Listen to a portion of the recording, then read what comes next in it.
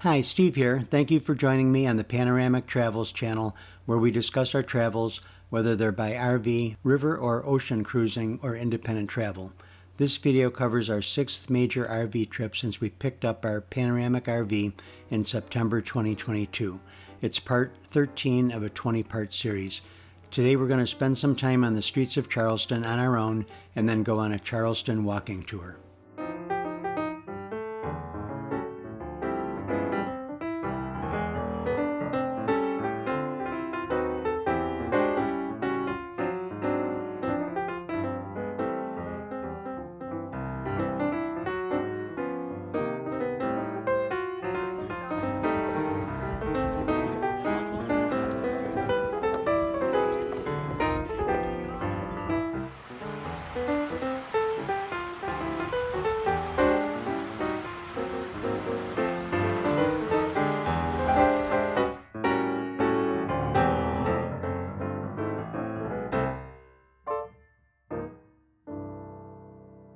Some have been owned for 80, even over 100 years by the same family. You see a lot of these buildings, but some are a little different. Even some are not even the original ones, because during the Civil War, you're going to find that some got hit by bombardment. But not everything's obliterated. Sherman did not come to Charleston during the war. He actually studied law on Broad Street, believe it or not. But he called this the hellhole of secession. But this guy, that built this house in the 1820s, he is involved with merchant services and shipping cotton. So he's not a plantation owner, but he's from the Shetland Islands of Scotland. This is a museum house that you can tour. And one of the best reasons is it has 90% of the original furniture that belongs to the family prior to the Civil War. So who owned it? The second owner? Mr. Alston, rich rice planting family. It will flood here. That's not all the time, but obviously everybody that lives here, they realize that it's possible. And last year, gosh, I don't even know how many times, maybe 4 or 5 times, especially during hurricane season, because when something passes by, you get that counterclockwise motion. If you get the water coming in, of course, at high tide, and then you compound an amount of rain and all that wind, then you got problems. Right. So, but Hugo in 1989 is the worst hurricane that people know in their lifetime. The water was about to here. But the worst ever is 1752, 6 feet over that. That's the only time I can find, at least in our recorded history, that the whole town was covered in water. Wow. What you find, and especially in Europe and other parts of the United States and older buildings, these plates here, we like to call them earthquake rods, plates, or bolts. But the circular plate is like a washer, and the rod goes between the floors and the ceilings to the other side, and they tighten that down on the threaded rod, and what it's doing is holding it from falling outward. Right. So what you have is a way to stabilize the walls. It's like it actually produces a fig-like looking fruit, but if you groom it up, it stays small leaves. But if you let it go, you can see where the 7 is. You'd have to, sand it in and paint it. But when you groom it up, and that's what it does. So that's what a lot of these walls are actually covered in. And there's a southern magnolia that's one they call a little Jim, L-I-L, Jim, J-I-M, because it doesn't grow as much. I had this built back in the 1840s to 1850s. His name was Patrick O'Donnell. He was the major builder for a lot of the wealthy people around that period of time. And a lot of people nicknamed this O'Donnell's Folly, because they said when he started the project, he had a fiancée, and then within the year, she married somebody else. So there's some stories that say he took 14 years to complete the whole thing. Some, of course, maybe a few years. But he didn't spare any expense in the style. So this was owned by a gentleman named Miles Freeton. Now, his grandfather, back in the early 1700s, he'd gotten into the enslaved trade. And they were definitely, of course, even in other merchant services too. But, of course, intertwined with rice plantation owners and all the big dogs. These box pews. Now, it wasn't the only reason that they were paid for, and the families were sitting here. One of the ideas is to get over the stone. It steps up about 4 or 5 inches. There is an insulator. So when it got cooler in the wintertime, you'd be able to keep it warm as well. So honestly, not as cold as some places. But if you look at the records, you can actually see like a seating chart because of what they paid per month, the yearly pledge. But it was a pew due, D-U-E. Island had indigo and cotton plantations. 7 years later, Robert E. Lee, Confederate commander, is in Charleston for a few weeks. He also sits with members of that family. This altar of ironwork, all done in London. mostly in the 1700s. When you hear that organ played, it's amazing. And I heard one guy playing it one time. I thought the whole place was going to shake apart. But the bells in the tower, the Liberty Bell and Big Ben, were made by the same company that made our bells.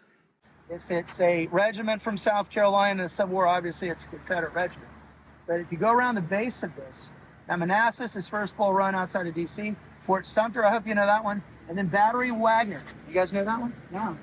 Ever seen the movie Glory? Oh, yeah. Matthew Broderick, Denzel Washington, Morgan Freeman. Yep. They actually play in that movie. It's about the 54th Massachusetts. And that's the first African-American regiment to see fighting in the war. Battery Wagner took place only through maybe 2 miles from Fort Sumter. Any of these memorials are really subtle. You know, if you look at this thing, you'd say, oh, it looks like the Washington Monument. Well, that's why they actually put it in, because it represented George Washington, Washington Light Infantry. Of course, it's a Civil War memorial. But you'd have to kind of think about it at first and say, oh, it's a Confederate War memorial.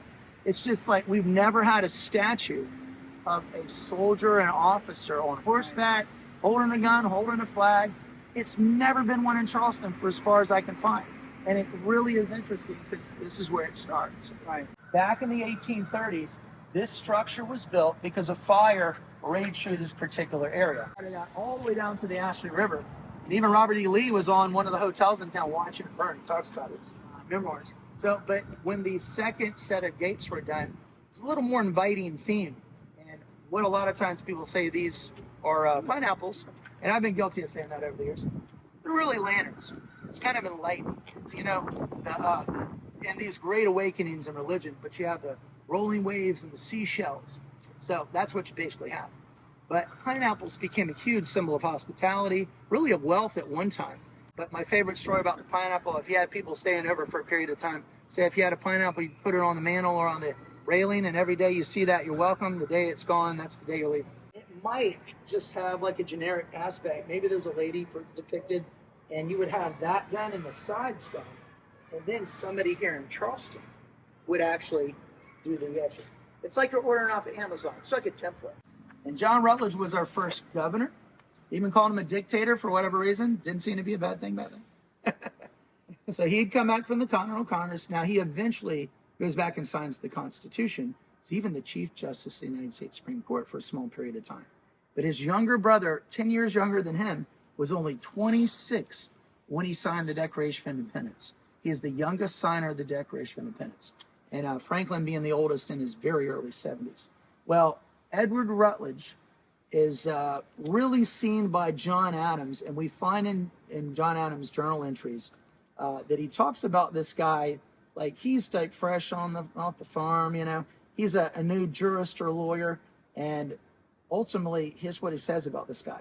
There's Edward Rutledge, young Nat'l, a perfect Bob o' Lincoln, a bird that puffs up his chest, excessively vain, excessively weak, puerile, jejune and inane, childish in every way, a sparrow, a peacock. He's just strutting his stuff. And if you've ever seen John Adams, the series that was on HBO years ago, Tom Hanks and a bunch of people did that. They actually go into John Adams' journals. It's all about John Adams. Paul Giamatti is in the corner mocking him, and the guy over on the other side of the room is this guy.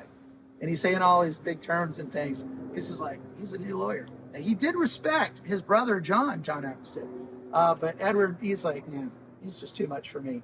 But he is chosen with John Adams and Benjamin Franklin by Congress to go, the Continental Congress, to go to Staten Island and talk to Admiral Howe with the British forces to try to iron out some things. So this is in 1776, not too many months after the Declaration's adopted. And in Adams' own journal, he says we had to stop in New Brunswick, New Jersey, because we couldn't get to New York in that night, and 2 rooms were available. No way Mr. Rutledge is going to stay with anybody else in a bed. So Dr. Franklin and I had to share a bed. He had been Secretary of State, Secretary of War. He was a Vice President of the United States 2 different times, one under John Quincy Adams and one under Andrew Jackson. But in 1832, he resigned his post, and they were talking about secession because of tariffs on import goods. So obviously taxes, my gosh, money's starting to war. Well, what you have is the economy in the South is predominantly revolving around the plantation economy. Cotton is so big in the United States economy, but again, it's all intertwined. But what they said, if England doesn't buy our cotton, if we have to pay more for their goods because of these tariffs, promoting goods made in the United States, of course, it's helping someone, it's hurting us. let's talk about getting out. And just 3 blocks down the street, they talk about seceding. And supposedly Andrew Jackson says, I'm going to hang you from the highest tree. You're talking about secession. Now, years go by and they kind of back off this. Tariffs got better. But this guy is probably one of the biggest protagonists of moving towards a secession movement. And he dies in 1850, even 10 years before South Carolina becomes the first state to secede. Well, why did they bury him in Charleston? He called us a sinful and debaucherous city. His son got so many letters from the politicians in South Carolina, most that went to this church. They're like, we want him here in Charleston. We want him here in Charleston. So, fine. I get so many letters from you guys, bury him here. They say they still buried him in the stranger's graveyard, though, because he was from upstate South Carolina. Now, here's what happens. Years later, the Civil War starts. They thought soldiers might desecrate his grave. It's well-hated, well-known, and disliked by some. Nothing had ever happened to this grave during the war. They had taken his body and placed it on the other side of the church in an unmarked grave, and he sat there, his body, for 30-some years. So in 1880s, they're like, we should move this guy back across the street. He doesn't belong here. Well, then they did the memorial for him. We say he crossed Church Street more times dead than alive, which could be true. I'll put links to the other videos in this series in the description of this video. I hope you enjoyed it. Please give it a like if you did, and consider subscribing to the channel. Until next time, thanks for watching.